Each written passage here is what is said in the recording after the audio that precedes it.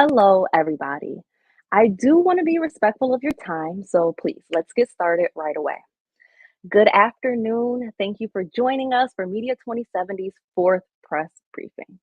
This is a pretty complex topic, so I just want to start with something easy, allow us to check in with each other, and really just drive conversation so you all feel more comfortable engaging with us over the next hour.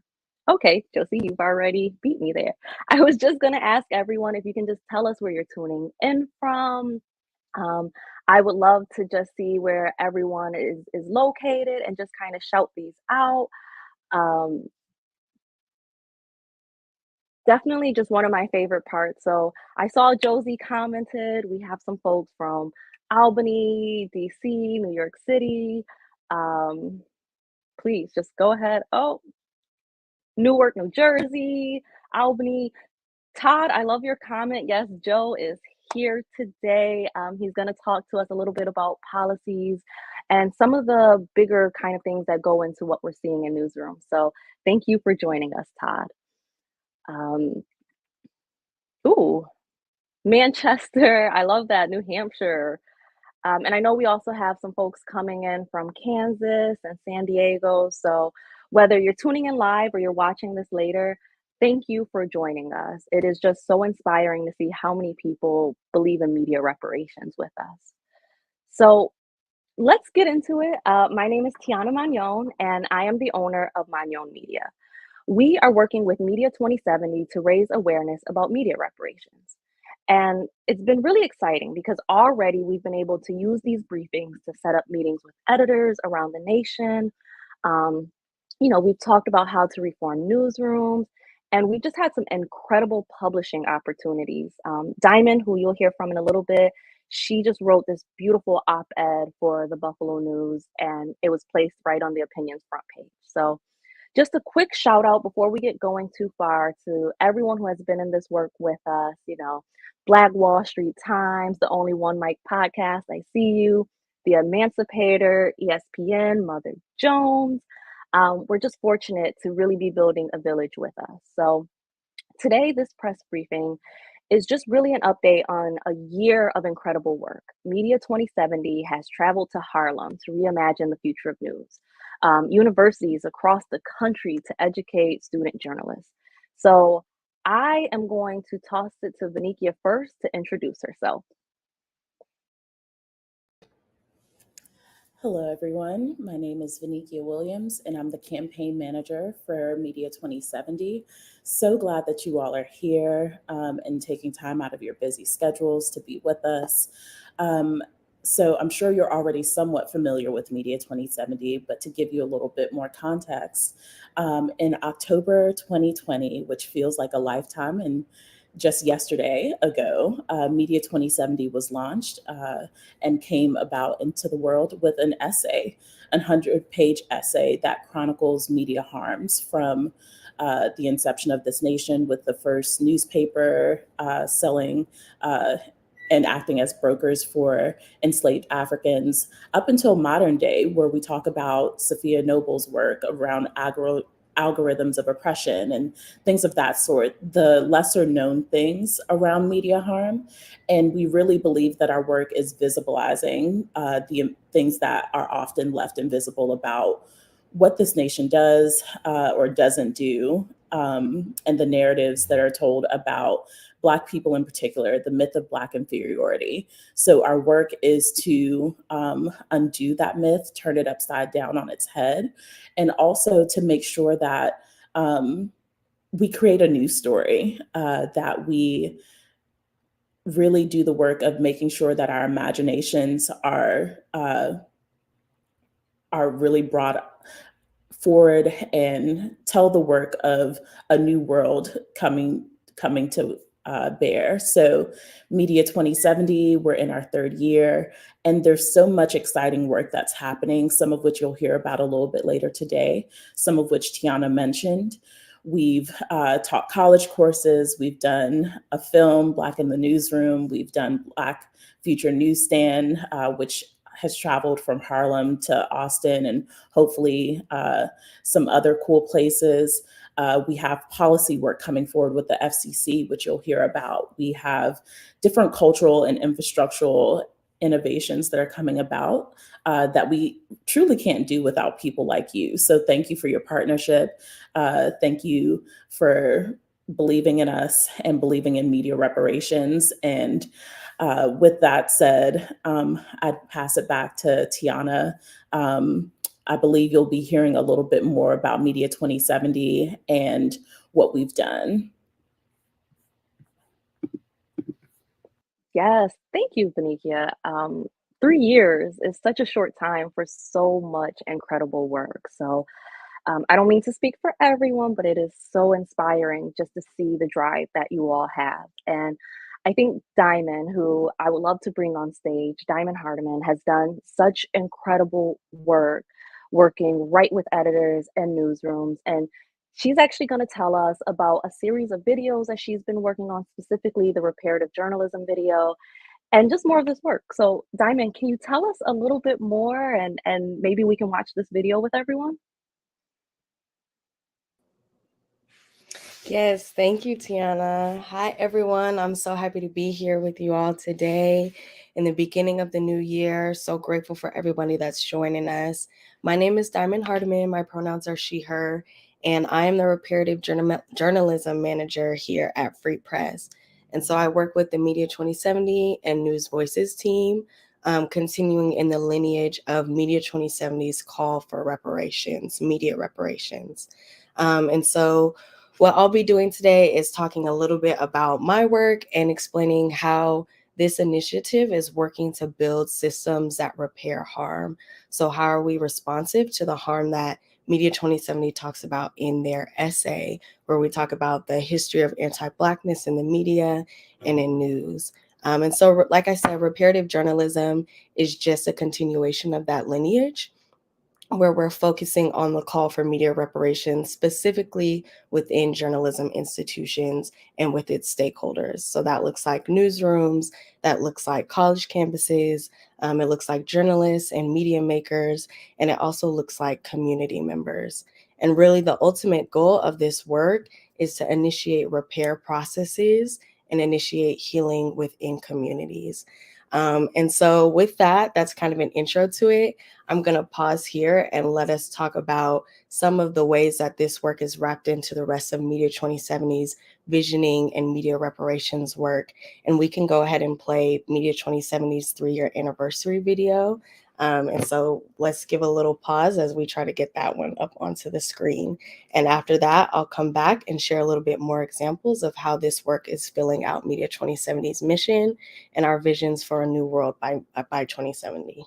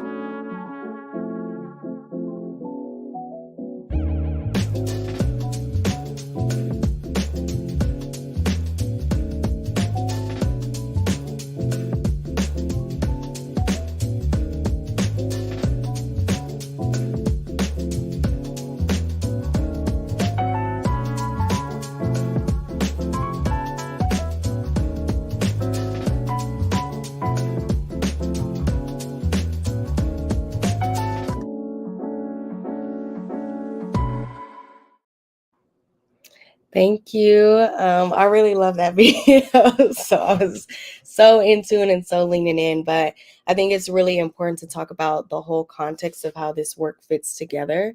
And we'll hear a little bit more about that today when we talk with Joe, but how journalism interacts with culture, interacts with policy, interacts with community members.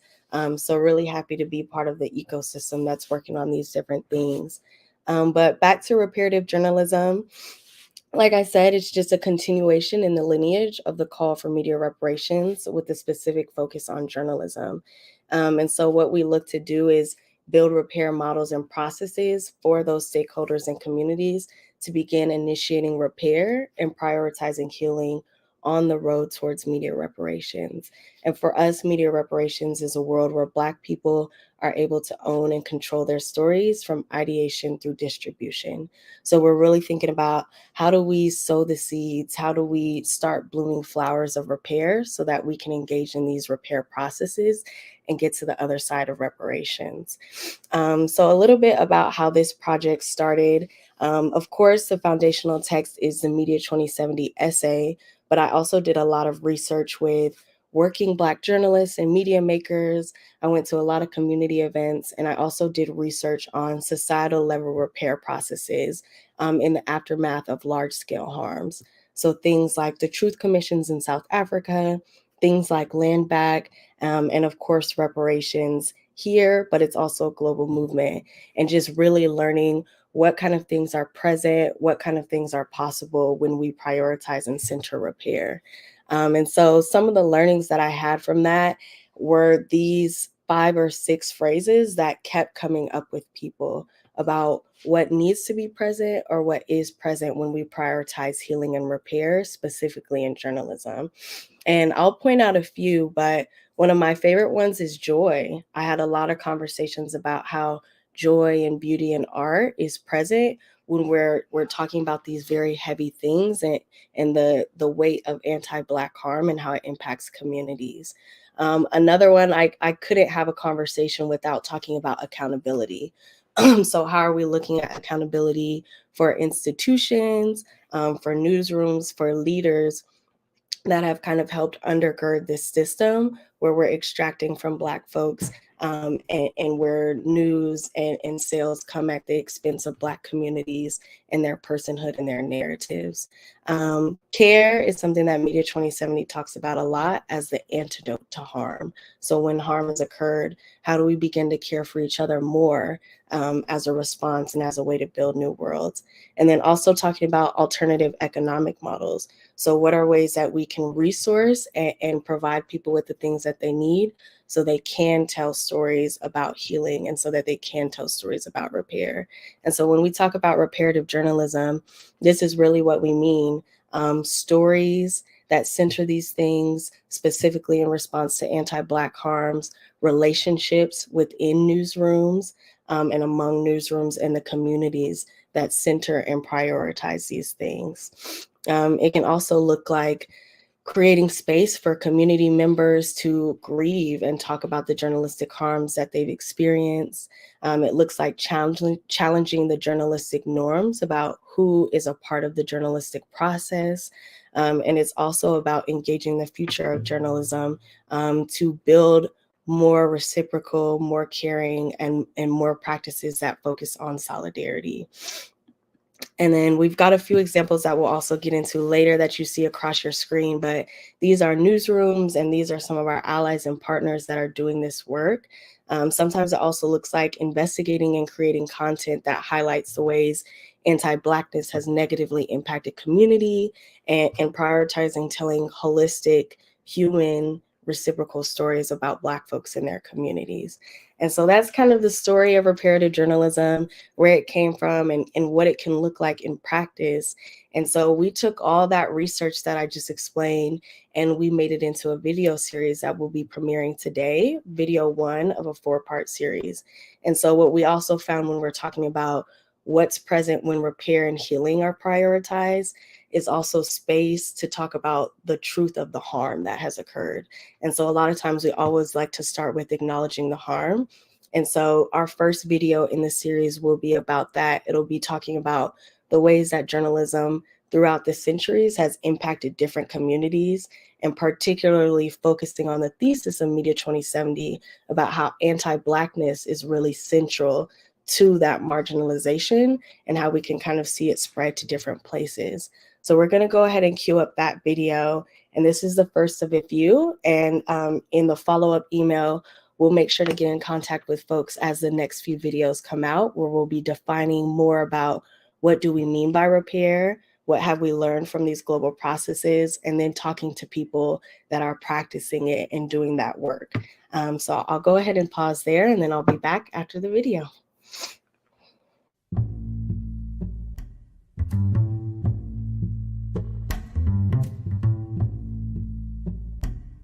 In the United States, the journalism industry has a legacy of harming Black communities and other communities of color. Not all of us have learned this history. Even those of us who practice as journalists know only portions of this story. Let's take a look back at 3 historic examples of media harm. First, the Boston Newsletter. The Boston Newsletter, our nation's first continuously published newspaper, ran its first slave ad less than a month after its founding in 1704. The paper's publisher served as a broker with enslavers, publishing at least 66 slave ads with inquiry of the printer in the notice. These ads resulted in the sale and trafficking of as many as 100 enslaved African and indigenous people. Second, the Rocky Mountain News. In 1864, U.S. cavalry troops slaughtered nearly 200 Cheyenne and Arapaho people in what became known as the Sand Creek Massacre. The Rocky Mountain News framed the massacre as a military victory and applauded soldiers for defeating what the newspaper had portrayed as a dangerous indigenous community. Only later did the truth surface. This was a mass murder of mostly women and children. Third, the Hearst and McClatchy newspaper empires and other West Coast papers. Newspapermen William Randolph Hearst and V.S. McClatchy fueled anti-Japanese sentiment in the early 1900s. Their papers created and amplified vicious stereotypes that over time cultivated acceptance of Japanese American incarceration during World War II.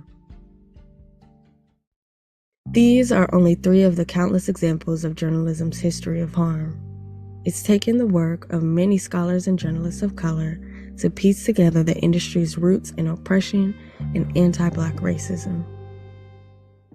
As someone who's been studying history and working on a media history and working on the Media 2070 project, we have seen the long history of anti-Black racism in the media system, how the media system itself is a part, like any other system that was created in our country, was created to uphold a white racial hierarchy. I was fortunate enough working on a book several years ago, Juan Gonzalez now, that we talked a little bit about the history of anti-Asian, anti-Chinese, anti-Japanese racism in the media system, and the same is this, like the same kind of harms, violence perpetrated against the community.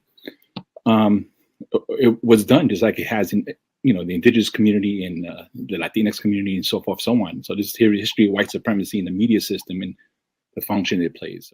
It's important for us to recognize that anti-Blackness is the fulcrum of white supremacy, and our failure to address our media's anti-Blackness impacts all communities of color. And research shows that media harm continues today, with detrimental impacts on Black communities and other communities of color. News outlets still act as stenographers for the police, failing to question law enforcement's talking points and repeating outright lies. Newsrooms still amplify racist and xenophobic narratives that result in harmful policies, and they still profit from perpetuating oppression. We can't change journalism's past, but we can be part of writing its future. A growing number of journalists, media outlets, and constituents are joining a long-standing movement working to transform journalism. The directive is to push the industry to live up to its highest ideals of being the first draft of history, a service that provides care and information to community in a field willing to hold power accountable. To bridge our past to our future, we need to embrace reparative actions in journalism to get to a liberated tomorrow. In our next video, we'll share what the media can learn from global repair movements and embark on a journey toward reparative journalism.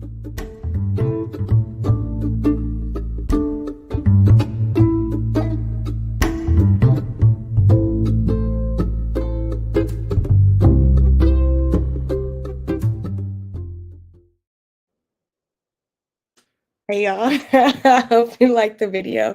I always get caught lacking, just enjoying the video. But I really want to give a shout out to my News Voices team that helped produce that video, and particularly Alicia. She helped with the editorial work on that video and the production. And so just really grateful to be able to share that story in some of the ways that people are asking for information to be able to be shared and told with them. Um, and so I just wanted to take a moment here because at Media 2070, we really talk about ourselves as a place where we talk about the harm that impacts communities and the way that the anti-Blackness in media impacts communities. But we also understand that Black journalists are also part of communities, and that all journalists belong to communities. And so we understand the double jeopardy that they face a lot of times, where there is harm going on within the institution, but then there is also the harm that they're experienced by the mischaracterization and the violence that can sometimes come from news reportings about their communities. So we just wanted to pause for a moment and give the audience time to reflect. And if you have any questions, you can drop those in the chat, but to really think about, as a journalist who experiences that, what would be possible for you if repair was prioritized. We really like to think of ourselves as dreamers and visionaries here too. So how do we hold this harm while also imagining what we want for the future? So what would be possible if your newsroom or your field was able to prioritize repair and healing in your work? And even if not that, what are some things that you notice that need some prioritization of repair and healing? And so while folks are marinating on that, I'm going to go ahead and kick it to Tiana, and she's going to go ahead and introduce the next portion of this press briefing. Yes. Wow. Thank you, Diamond. I'm just like you, where I just sit there and watch the video and soak it all in again and again and again. Um, it's really tough to be in this work where, so much of it can be demoralizing. But I want to, before we kick it to Joe, just kind of bring up what Diamond said, where we're dreaming as big as possible. If we're going to do the work of reimagining complete systems, this is not the time to half step. And so, as you're kind of just musing on some of these questions, what you want to see in your newsroom or in news in general, I really encourage everyone to just think as big as possible. This is not something where we're going to say, hey, that's not possible. Our understanding is that 2070 is quite a ways from now. And with the right work, with the right village, it's more than possible. So, for the second half of this press briefing, we're going to shift a little bit into a Q&A. We are going to bring Joe on stage. He is our policy wonk. He is a great history buff as well. And so while we do have some questions already planned for our guests, I really do encourage you to take a second, ask us questions, and I will be moderating the comments as we go. So please, just as soon as you have a thought, a question, or anything, kick it over to us. And as soon as we have a break in the conversation, we'll ask Joe and Diamond your questions. So, um, Joe, I'm going to bring you on. Can you give us a quick introduction? Tell the room about yourself. Well, I'm Joseph Torres. I've been working at, I'm one of the co-founders of the Media 2070 project. I've been, Media 2070 is a project of Free Press, which is a media and tech advocacy organization. Been around for 20 years, and I've been part of here, Free Press, for 16. But I was a journalist for several years early on, and worked for the National Association of Hispanic Journalists for a lot of years, and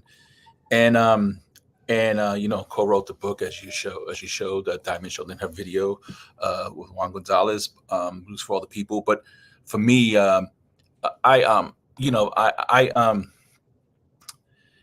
just believe it's hard for us to achieve any kind of racial justice in our society. It's hard to achieve that without changing the narrative, right? The narrative, the narrative is a political weapon, right? And it's wielded by those in our media industry, in the media companies, who are part of trying to use their institutions to uphold white racial hierarchies.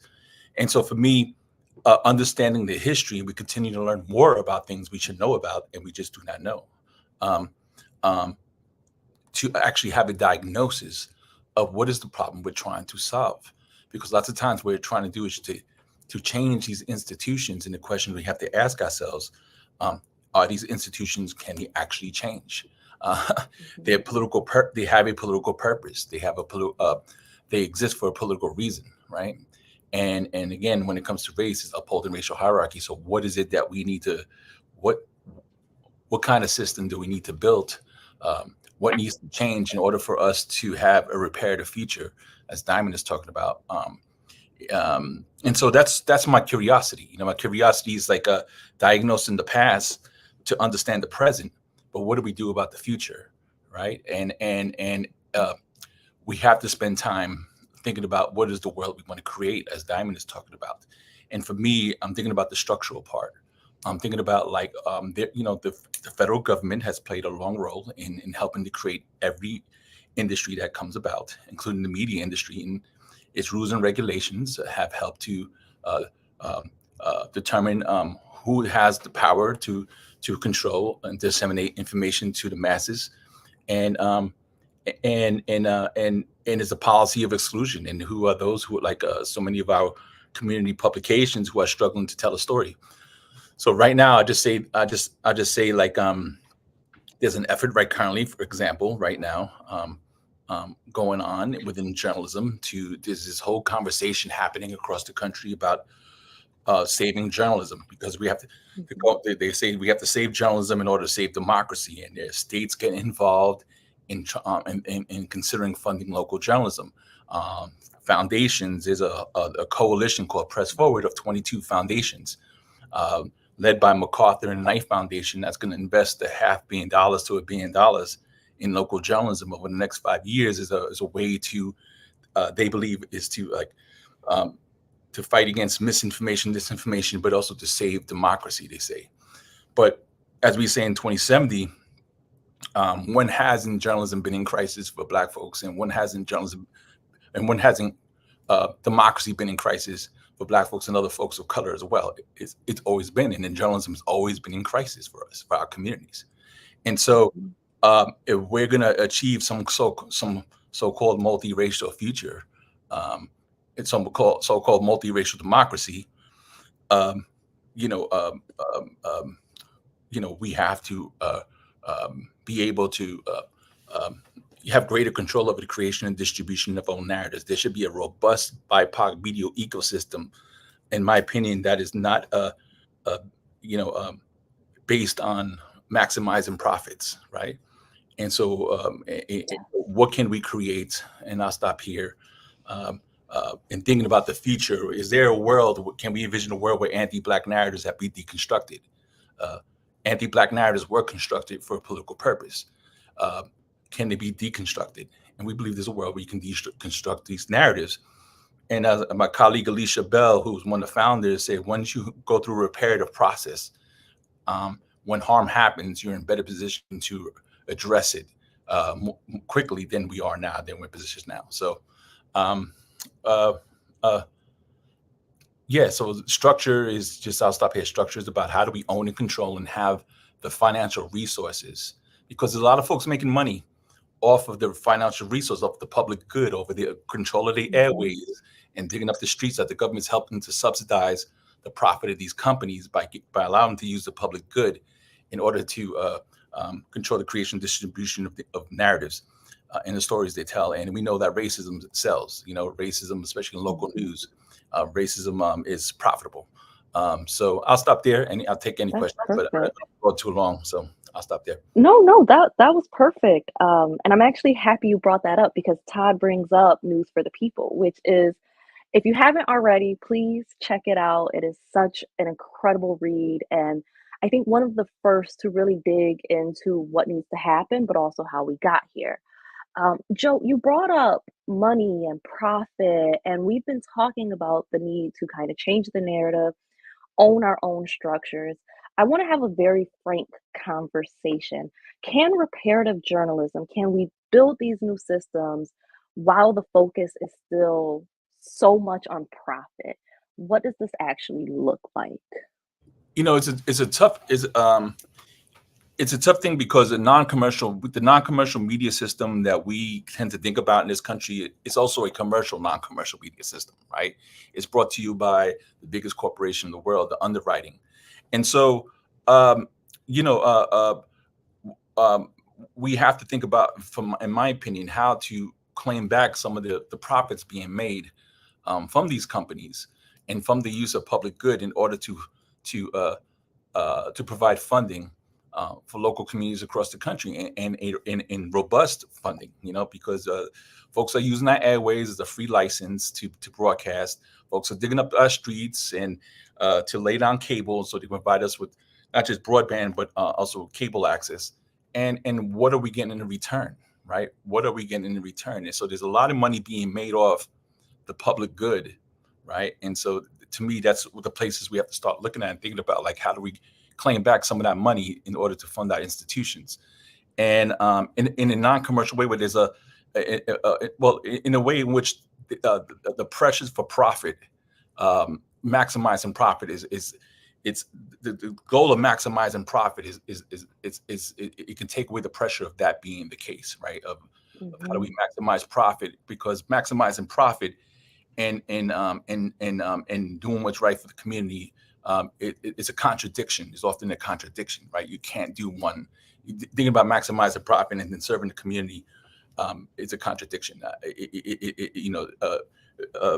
I think in the news industries, it shouldn't be about maximizing profit, right? It should be about have the resources to serve the community in a way in which that you need to, and not worrying about whether there's any resources where you're going to run out of resources. There should be resources there for to continue to support these institutions. And what is the new economic structures, as Diamond was mentioning in a video, that needs to be created to ensure that? No, yeah, I think we should keep going right there. I see the conversation bubbling up where it's not just kind of talking about our narratives, but also how we disseminate this news. And Joe, you are one of the best folks to kind of talk about funding and all of these different, the policy that has kind of created these large funding gaps between smaller newsrooms and mainstream news. Can you talk a little bit about you got into radio licensing. Can you talk a little bit about what would need to happen as we think about the structures for dissemination as well? Well, I think one of the things that I mentioned already is with the foundations is that's a leverage point that exists currently. That's real money going out to real people, and we know the history of foundation and the lack of underinvestment, the lack of investment in BIPOC media.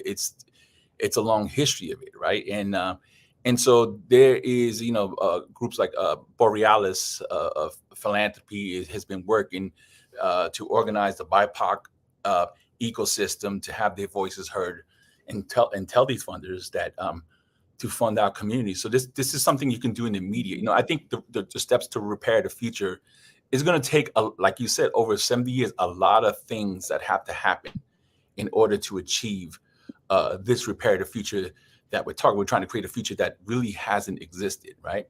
And so this is a leverage point in the immediate. How do we change the funding structures and the funding priorities of foundations to fund our institutions, right? And so, are these foundations going to give money to institutions that have been harming us, right? So, we've seen all these newspapers apologize in recent years. These newspapers have these newspapers and these institutions have a long history of harm. We need to fund a different structure. But two, it's like, I still think there's a need to be, like, the reason why we focus on history is that there needs to be an acknowledgement, right, of harm, right? So right now, as you mentioned before, we're also working on, when it comes to the FCC, working on the FCC, calling on them to examine its history of racism, because it knowingly gave broadcast licenses to white segregationists in the creation of the FCC. For instance, in the creation of the FCC, the first chairman of the FCC was the former Chief Justice of the Mississippi Supreme Court.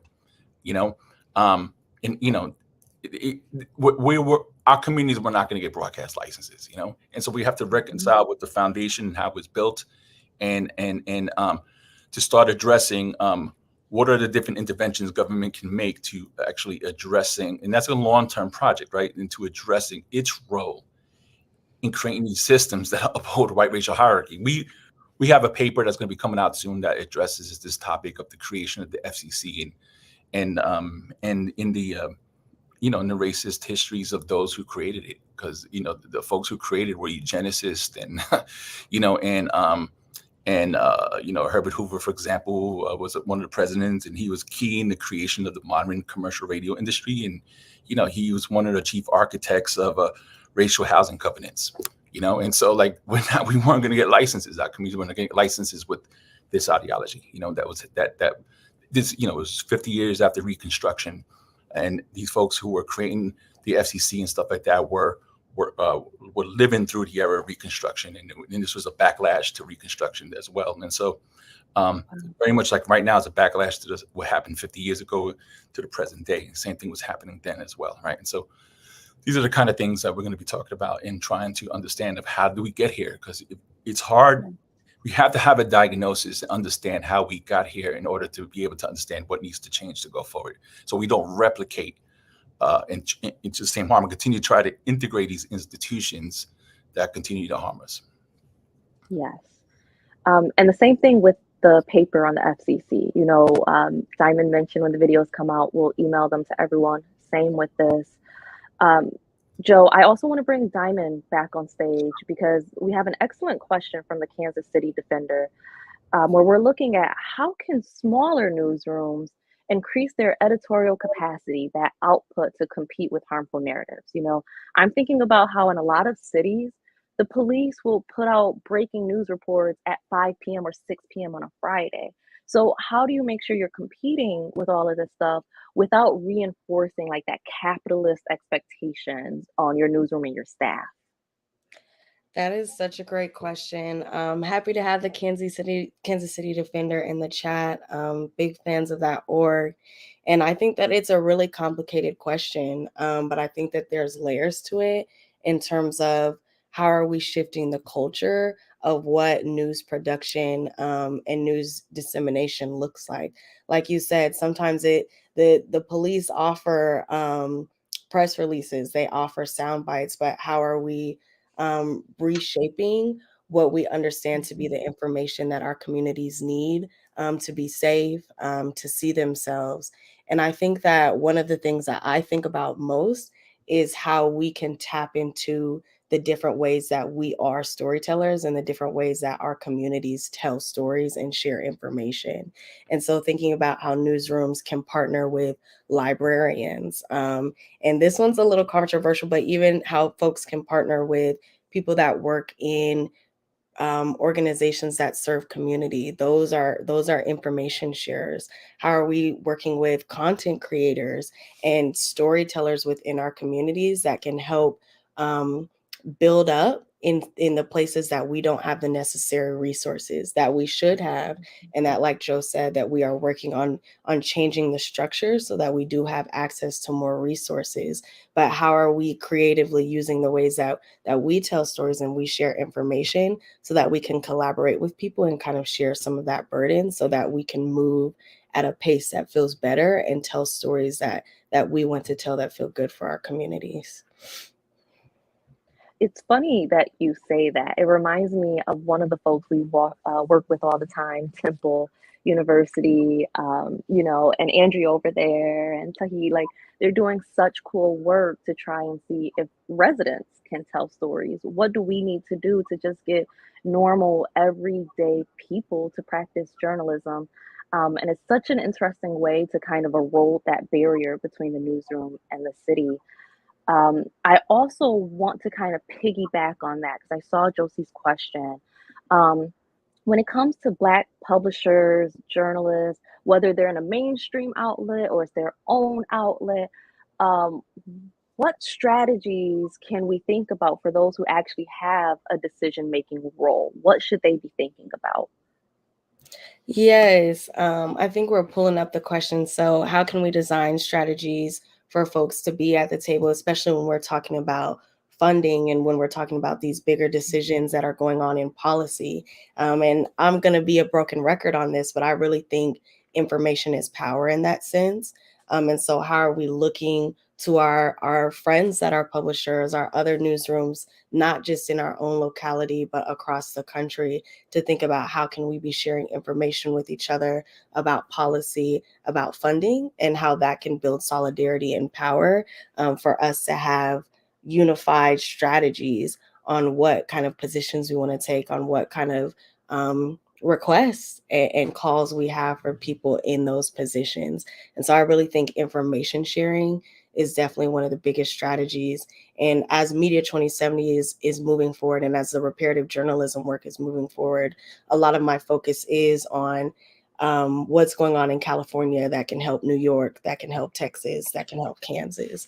And so I think that just sharing with folks that are doing the same work as you, so that we don't have to keep recreating the wheel, is going to be really important. And I also want to kick it back to some of the university work that y'all have been doing, just kind of bring that in, because I see in the comments folks are talking about just the history of journalism. And I want to expand that a little bit. And I just think so few Americans even know American history, let alone when it comes to journalism specifically. And I was a former journalist before switching into PR. And I remember, so many of our courses dealing with how to write or how to interview. And so I love the perspective that Vanessa and Todd and everyone are bringing in about how rarely we get the opportunity to learn about how the FCC was formed and how all of these different policies and systems were created around us. Um, can you just talk a little bit, you and Joe, about some of the university work and just the work you've been doing to educate the next generation of journalists?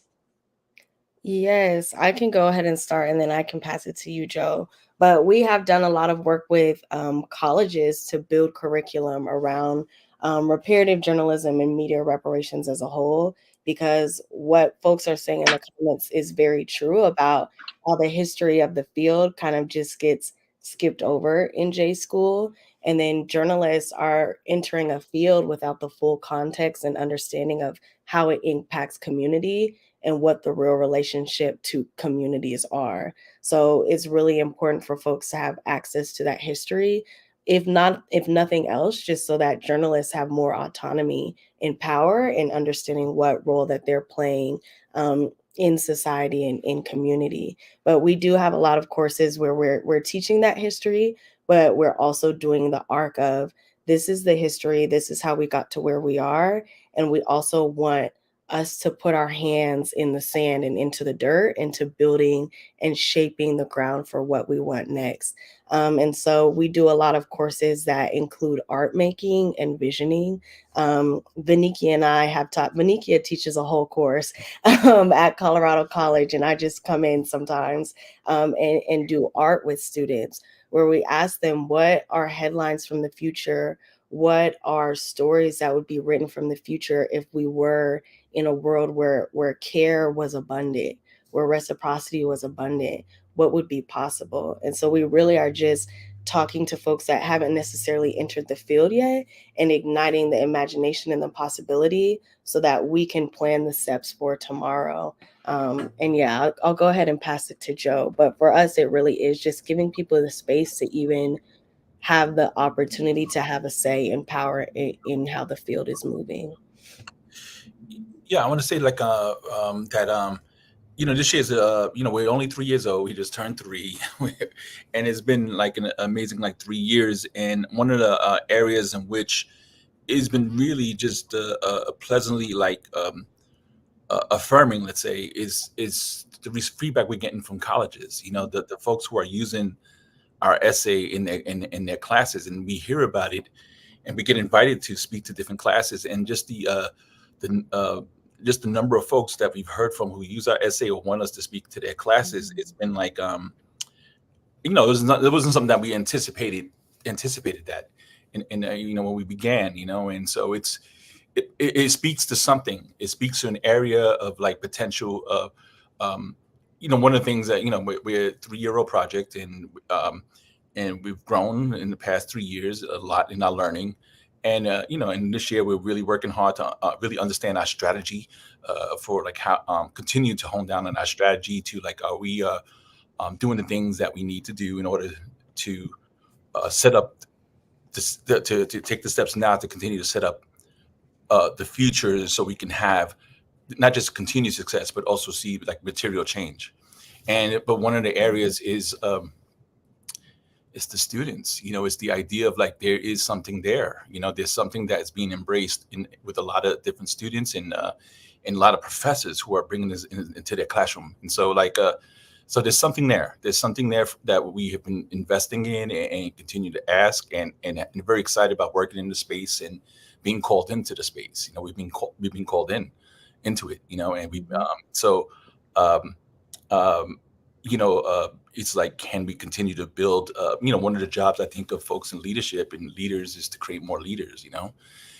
And so like the idea, like I know like any of us who are on this call, we probably can trace our evolution as human beings and in our own personal professional life of who was that person that inspired you to take the course that you did. And from one of my inspirations, or at least was a professor in college, where I didn't know what I was undecided, and I took a media criticism class as part of an elective, and she would speak to me after class, and about like because I was really the first class I really got interested in, and she nurtured me wanting to learn more. And so being in schools and all that is like it's exciting, because it has the potential for us to think about how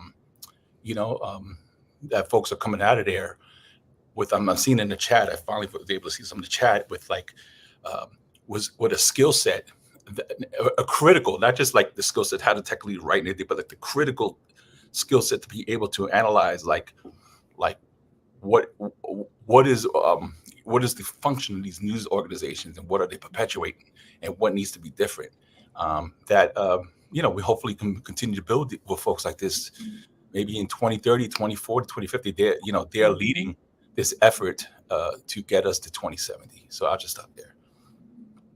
I do want to quickly shout out Josie's comment about breaking class structure. Yes. I brought up a quick example about Philly, Chicago training community residents. It is something that's happening in different places, but specifically, not all journalists have been to J School. We train community reporters from the community. We write news grounded in liberation. 500%. I love that. I just wanted to shout that out. There's no question. But I do want to ask quickly if we can kick it over to Diamond. Obviously, a lot of your work is a little bit more intimate with these newsrooms, but would you be able to maybe provide like an anonymous example, maybe a newsroom that you've worked with where you've seen change and how, you all went about it? Yeah, there's a lot that I could think of. I do a lot of my work in Colorado, so definitely want to shout out some of the organizations here and the ways that you've seen leadership change, even editors change and content change, and be really responsive, especially in a place where people wouldn't assume that there is a large population of people of color. A small group of people in Colorado have been able to see multiple radio stations and newspapers create coverage that's in response to their calls, in terms of more stories about housing, more stories about education. We have a newsroom that has done a whole series on the inequities in the education system and in housing. They've created whole beats around things like that. There's one newspaper that I will shout them out, the Golden Transcript, in response to some of the work that we've done in Colorado. They actually did an investigation into their paper's history of anti-Blackness, and they specifically focused on how they covered the Black Panther Party when they were coming up. And that was, I thought, like a really interesting angle, because when we talk about solidarity and how institutions can create or widen differences, that was really interesting. So that's one that I could shout out.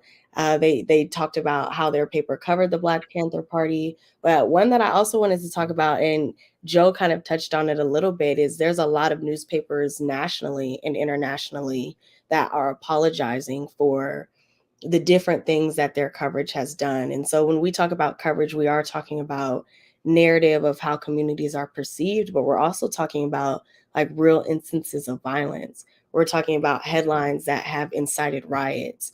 We're talking about the way that narratives have built the war on drugs and incarceration. So those different kinds of things we've seen some papers apologize for. And one that I've had my eye on actually is The Guardian in the UK. And they did a whole 10-step thing last year where they did a research essay into their paper and their connections to anti-Blackness and slavery in particular. They did a whole research essay tracking the funds that funded the paper and who had connections to money that was fueled by slavery transactions or slave transactions. And then they went and they took that research and they understood how their narratives normalized slavery in Manchester. And then from there, they started to talk about programs and beats that would be in response to the harm that they had done in community. And they have also set aside funding for different communities there. And I think even one here, I don't want to be wrong, but I think it's in Appalachia. And so that's an interesting one for me in terms of recognizing and acknowledging harm, but also moving investments and moving power and moving resources, because too often what we see is an apology, but what we need is like a shift in resources. We need a shift in narrative. We need a shift in power. And so I'm not giving them an A+, because a lot of times we have to, when it comes to redressing harm, we need time to see how things are actually dwelled out. But I think that is an interesting model that more folks should look into, as that furthers the work beyond just creating editorials that explain kind of how they've impacted community. Beautiful. So I think we're kind of wrapping up here. We only have a few minutes left with our guests. If you have any last questions, please throw them in the chat. If we do not get to those today, we will definitely, we're keeping a list of them. We'll get back to all of you in an email, some specific ones if we need to. So please don't think just because we're running out of time, we don't have time for your questions. We will still get to those even after. I just want to end it on a little bit more of a positive note. Joe, Diamond, can you identify maybe an interaction you've had with a news leader or a story you've read that says, okay, this is hard work, but we're making progress, we're getting there? Do you have any of those that you can kind of uplift us with?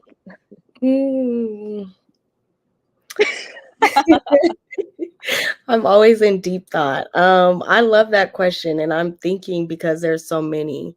That's part of like the reparative journalism work, is that there's more repair and healing happening than we could even know of, because part of our information system is not working to show that to us. And so that's one of the things that I love about my work, is that there are so many people doing the work. There are so many people that are repairing and healing one relationship at a time, one story at a time. And I don't know if I could pick one story, but I will shout out 2 orgs because I really can't even like pick one story. But there's this org called Reckon News, and they have a section, a part of their news org called Black Joy. And they just present stories about Black joy, and they talk about Black culture. And they have a newsletter that comes out, I think, every week that just talks about history. It talks about food. It talks about dance. And I just really love it. And I always want to shout them out, because a lot of times when we talk about news, we think that it has to like be more serious, it has to be more hard hitting, but there's something so beautiful about reflecting people's joy back to them. And I think that's really what's sustainable. And then I'll also shout out the Tribe. They're in Chicago, and they do really good work. Like, there are so many orgs that do really good work, but they're such a small team, but you would not know it. based on how much coverage they do in Chicago. And we all know that Chicago is probably one of like the hot spots for wrong narratives about people, incorrect narratives about people that impact their actual lives, that impact investments. And so I think that it's really important work. They do the work to tell holistic stories about joy, about politics, about culture. If you go on their website, they even have a map of like different events that are going on in the city so that you can tap in with community. But they're all about reshaping the narrative that's been told about Chicago. And they also do the work to dispel myths. Like when we see reports about gun violence that are incorrect, you can see tribe reporters actually putting in the numbers and the percentages that they've researched. So I would say those two. I don't know.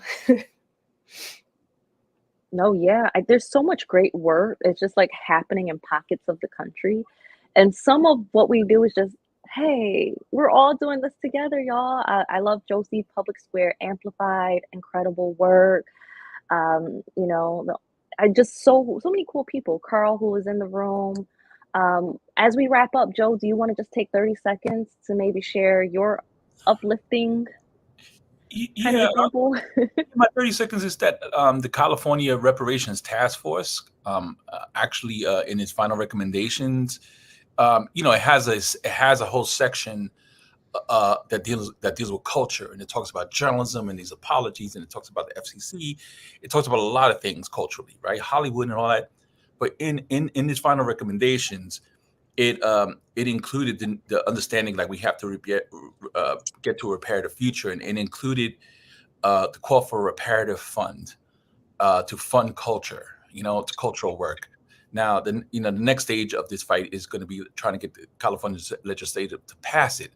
But it was an acknowledgement in the task force that there needs to be some sort of reparative action when it comes to funding to fund Black institutions to do the cultural work that's needed for repair. So that happened last year. Several months ago, and so that was like for us, it was really like it was affirming that like maybe in other states as well, like in New York now and other states, that they will address culture and media, and also the need to provide resources to address the very kind of repair that we're talking about here today and Diamond's talking about. So I'll stop there. Mhm. No, this was an incredible hour. Definitely a highlight for my week. And I will speak for everyone here that we all enjoy just kind of hearing your expertise, just really grounding what is a very, very abstract conversation and helping folks understand not only what needs to happen, but their role in making that happen. So I just want to thank you so much, Diamond, Joe, Benicia, the Media 2070 team for sharing so much of their insight today, explaining media reparations and just what journalism needs right now. So I think so many of us here, and I saw from the comments, we know firsthand what everyone was talking about. And so much of Media 2070's work is coming together, dreaming of this stuff together, and saying, okay, now we're moving forward. So thank you all for being here. I want to close this space and just thank you all for your time. It means so much to come together in community. Obviously, we're here for the long haul, 2070. This work doesn't end here. So please sit tight for more information. We'll be sending out an email with not only the link to the actual event here today, but to the videos that Diamond shared. We'll also keep you posted about the work to come when the new videos come out, the paper on the FCC, so that you all just stay in constant communication with us and we can continue to build. If you have registered for this, it'll be super easy. If for some reason you're watching this and you haven't registered, just please email one of us your contact information so we can get it over to you. So again, thank you all. Be well, be inspired, and let's make change together. Have a great day.